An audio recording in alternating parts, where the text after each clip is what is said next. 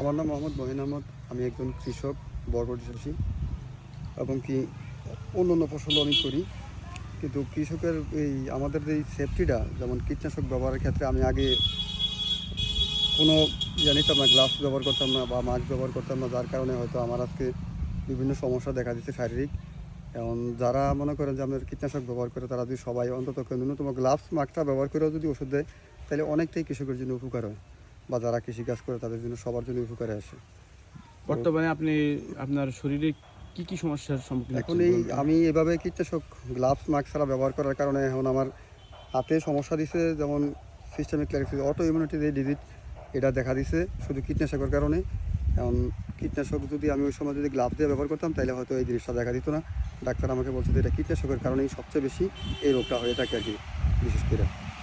অর্থাৎ আপনি কীটনাশক যখন ব্যবহার করেছিলেন তখন কোনো ধরনের ব্যক্তিগত নিরাপত্তা আপনি নেন নাই, কোনো না, আমি গ্লাভস তখন ব্যবহার করেন কোনো নাই, মুখোশ সেফটি ব্যবহার নিইনি। করেন নাই?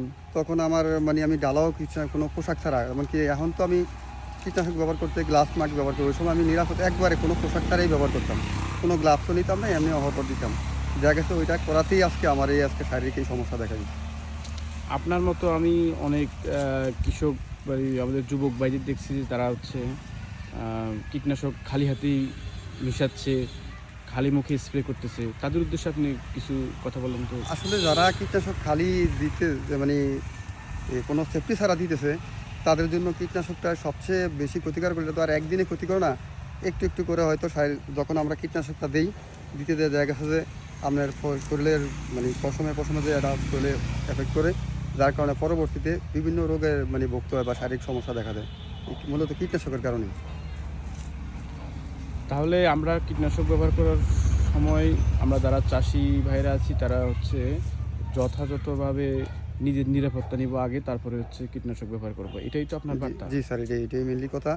আগে নিজের সেফটি, তারপরে কীটনাশক ব্যবহার। কারণ আমি যদি না থাকি, তাহলে আপনার কীটনাশক দেন কীভাবে?